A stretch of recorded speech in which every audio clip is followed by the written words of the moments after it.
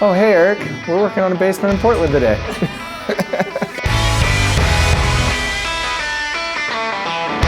Welcome to our Northeast basement dig down project where we're actually going to be adding height to our basement here.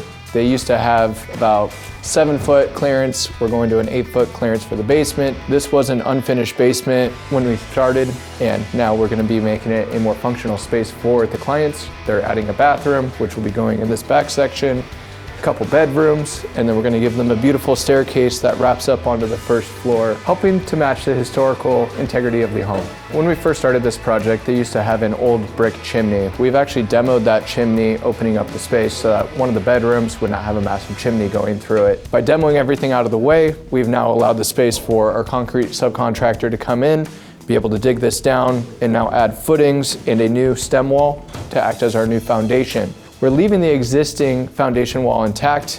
That way then we didn't have to lift the house. In this case, you either dig down or you lift the house. In a lot of older Portland homes, you will have a basement. Most likely the height will not be a very functional, it'll probably be about 6 foot to maybe 7 foot if you're lucky.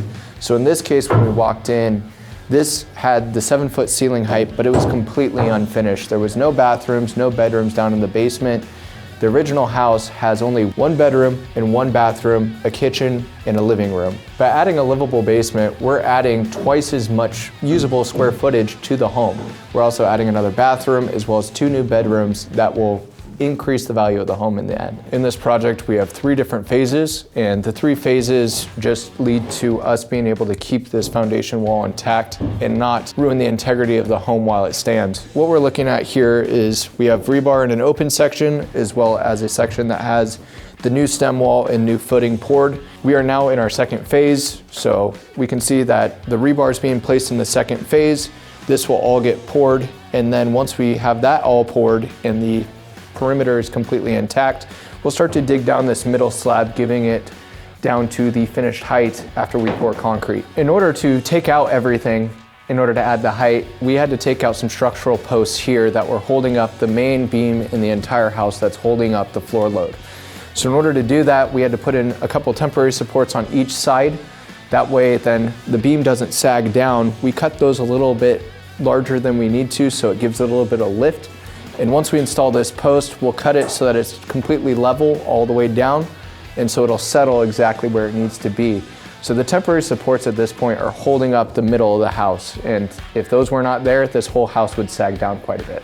So when we removed the middle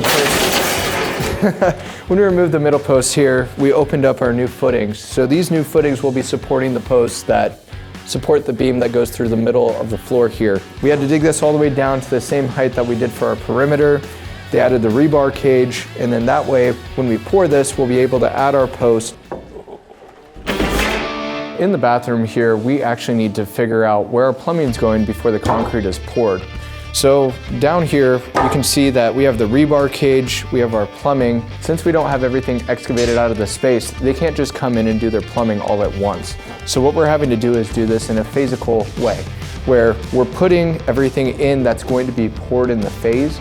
That way we stub everything into the next phase so they can connect everything, and we're basically playing a giant game with a puzzle. Down here we have our rebar that's going to be acting as our new foundation. Once we frame in our new walls, that will be now what is supporting the entirety of the house. Since we can see where the old slab basically was only 4 inches thick and it was supporting the old foundation wall, now we actually have a new substantial footing here that's 4 feet wide by 12 inches deep. That will now act as a retaining wall with the stem wall to make sure that this existing foundation wall does not go anywhere. We can see that there's a couple pieces that are going into the existing foundation wall that are tying into our new stem wall. That way those two worlds, they meet and they'll also interact with each other. But this rebar cage will go around the entire perimeter.